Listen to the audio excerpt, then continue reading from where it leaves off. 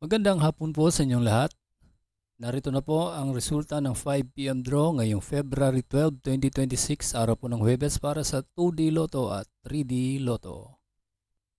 Kung bago ka pa lang sa aking channel, pwede kang mag-like, share, at subscribe para updated kayo sa mga PCSO lottery results araw-araw. Para sa 2D Lotto ngayong 5 PM draw, ito po ang mga winning numbers. 6 and 20 in exact order.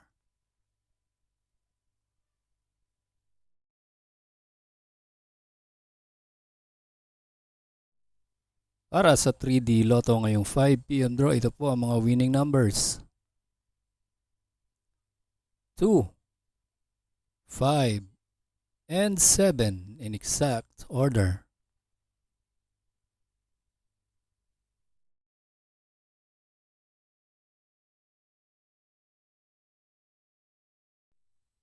Congratulations po sa lahat ng nanalo at kita-kits mo tayo mamayang 9 PM draw. Thank you for watching. God bless us all.